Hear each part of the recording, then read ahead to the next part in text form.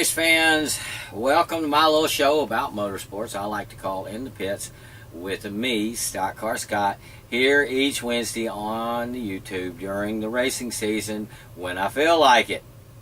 It was another busy weekend of racing last weekend.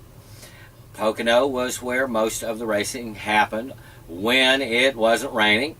I probably mentioned before of the likelihood of rain at that Pennsylvania tri-corner track, and the wet stuff actually allowed 2 of the 3 races there to go off without a weather problem, but I'm getting way ahead of myself. NASCAR had practiced on Friday for the Camping World Truck Series there, and also Sprint Cup cars. Then ARCA had a quick 150-mile, 60-lap race at the 2.5-mile Tricky Triangle. It was a good little race. They were able to get in before the area's scheduled afternoon showers.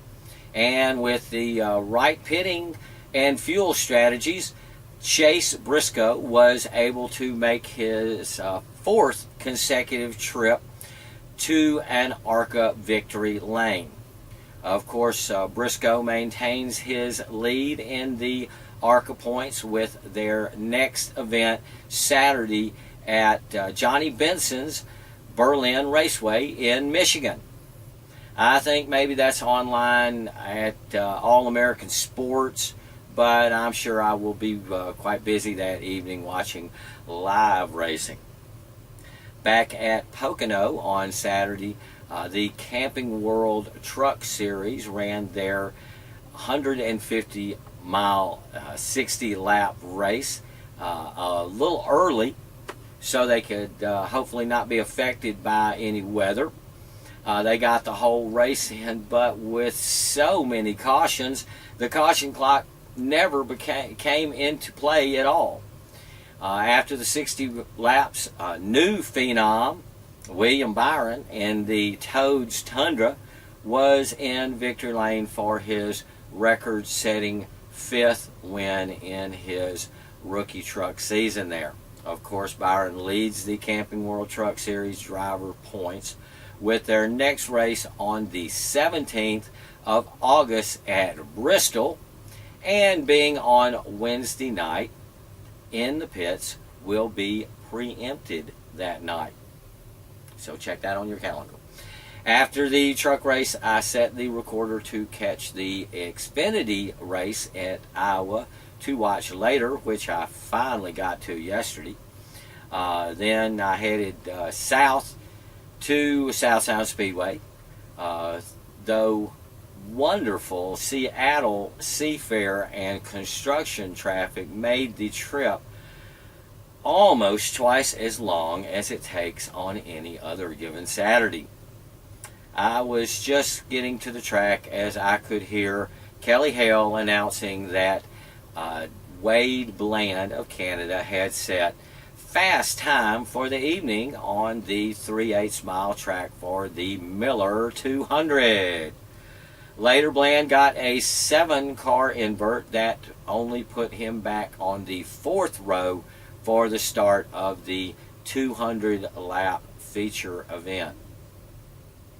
Also racing Saturday night at South Sound Speedway were hobby stocks, mini stocks, and their bumblebees.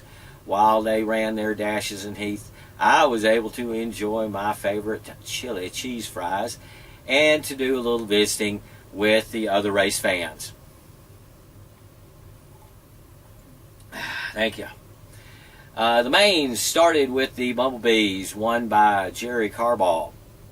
Then came the 25-lap mini stock main, won by Ken Legault, and that's why I have on this sweet Ken Legault auto racing shirt. There, let's just see the back.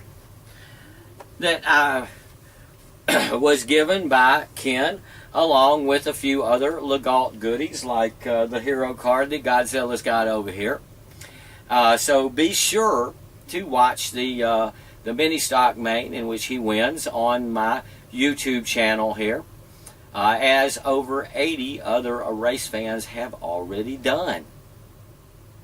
The hobby stock feature was the next with 35 laps, and Marshall Hallett won yet another time in that division for this season. Then came the big Miller 200, which was good, but not as good as some I've seen over the years. The few years that I've been attending, there were just too many crashes, too many bad crashes. But in the end, the fastest car of Wade Bland was able to negotiate through the traffic to win the 20th annual Miller 200. And you can see that on my YouTube channel as, there have been over 500 views on that one so far. It's quite surprising. Bob Presley, which is no surprise, was second, and Tommy Elston was third, which was a pleasant surprise. I think that's the best I've ever seen him finish in a race down at South Sound Speedway. Next weekend, South Sound will have a 75-lap limited late model race as their feature, along with Legends, Baby Grands, and Super 4 late models. But I have plans for Yakima and the West Coast late models for this Saturday's Brawl for It All 100-lap feature, along with super hobby stocks, mini stocks, and their Hornet Bumblebees. Also, the dreaded bumped pass cars. You know, I wish they would run that class some other night so I could get to the into the post-race pits a little sooner, and then I could get on the road back to Seattle a little sooner. But everyone needs their chance to race, no matter what type of racing that it is. One might even say that all races matter. Or maybe they wouldn't say that. Then, when I got back to Seattle late Saturday night from the Miller 200, it was way too late to watch the Xfinity Iowa 250, so I reset the recorder for the F1 race and turned in. I finally watched the Xfinity race just yesterday.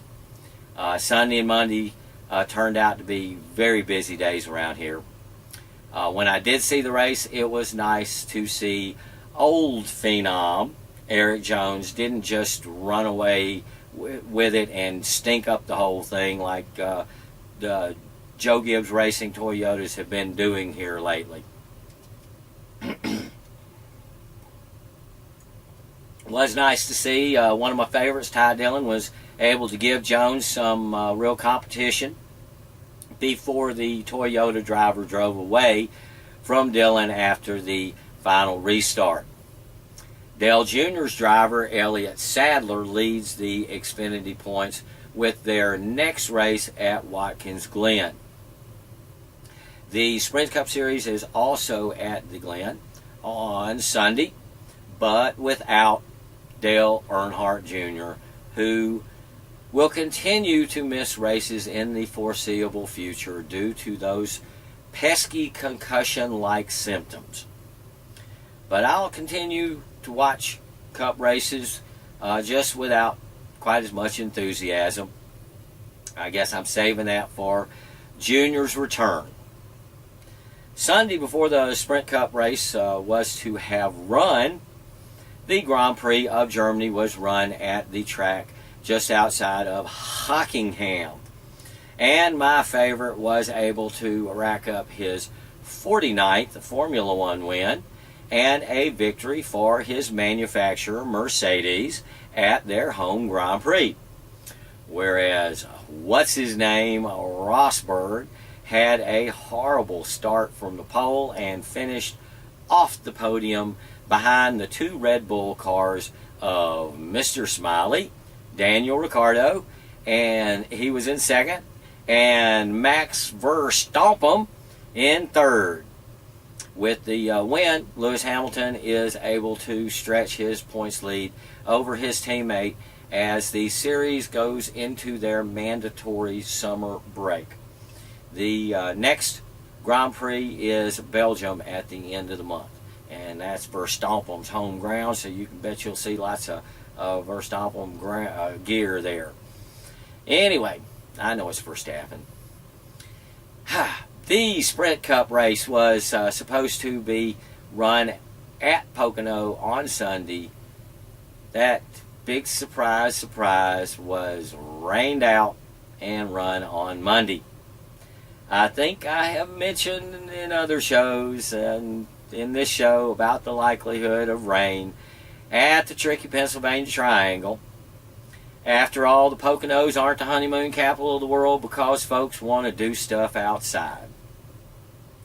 But they were able to get in most of the Sprint Cup race before a thick, misty mountain fog rolled in, preventing the running of the last 22 laps before rain came to end the day.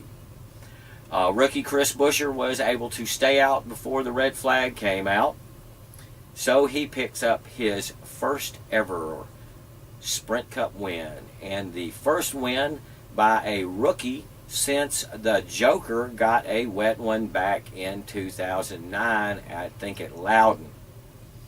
With the win, Buescher is only 6 points away from being in 30th place and in the chase. Relatively speaking, my younger brother's driver, Happy Harvick there, finished the best in 4th, while our other 3 drivers were in the back half of the field.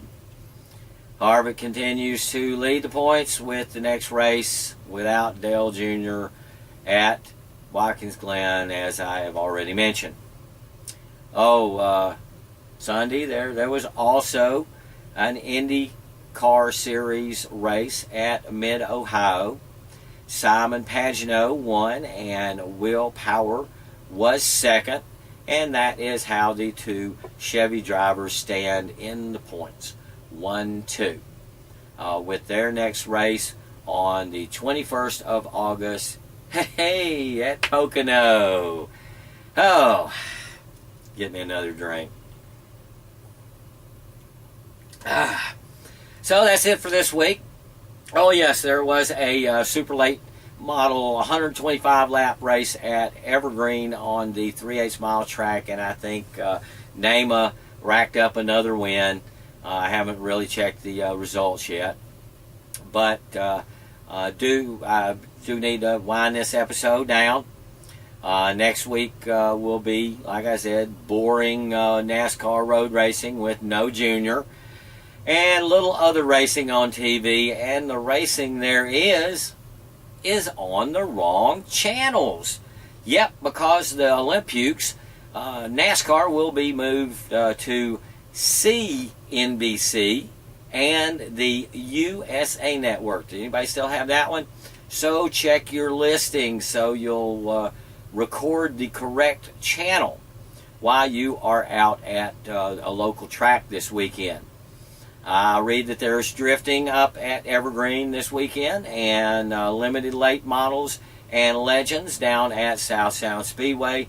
But I will be at Yakima for the Better All Auto Sales, Twisted Tea, West Coast Late Model Series, Brawl for It All 100. Because as you know, folks, as you should know by now, the West Coast Late Model Series is my favorite bunch of touring late models because, as they say, it's all about regular folks having fun.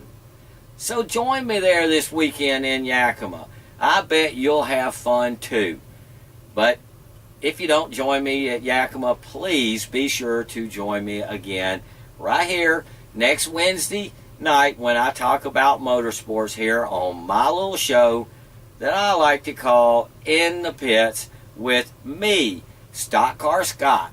Same StockCar time, same StockCar channel, here on the YouTube, when I feel like it.